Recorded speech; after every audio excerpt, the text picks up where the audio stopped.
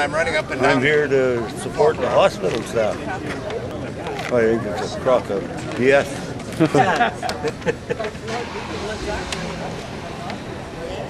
Well, I wrote the Premier of the province regarding all the problems here, and hopefully he's going to respond to it. He hasn't as yet. However, hopefully everything will happen. Well, the key points are all the surgeons apparently are being transferred or will be transferred to Kelowna Hospital. And it's strictly political affiliation. It gets to be ridiculous. How many votes do you need? I'm an employee of the operating room, and I've currently lost my full-time position because of the cuts. So I'm here to support the operating room and hopefully get the services reinstated for the people of Goepel.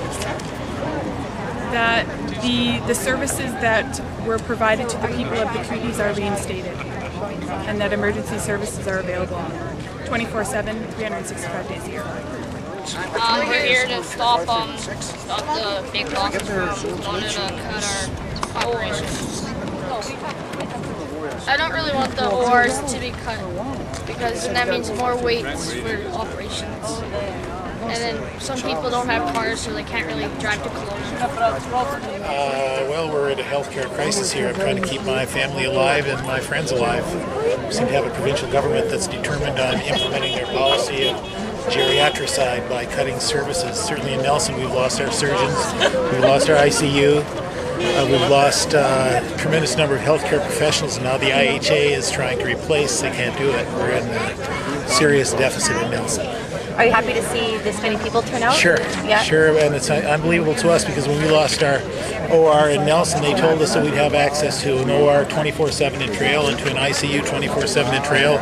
We lost the ICU. I know it's frequently closed now if there's no internal specialists in town, and now we're losing the surgeons. We're in a world of hurt here, and unfortunately the powers that be don't seem to care.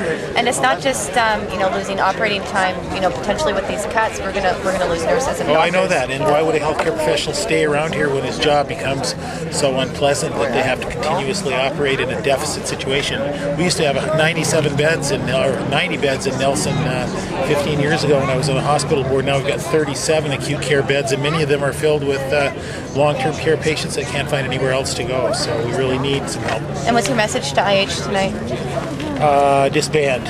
Get rid of the health authorities, turn it back over to local. As an employee of IH, I think it's important that they realize that the community wants to support their hospital and they need the support of the IH to let them be part of the hospital. Yeah. I think it's excellent. It's an excellent show for Trail. Excellent. The community is passionate about the care and their hospital that they have.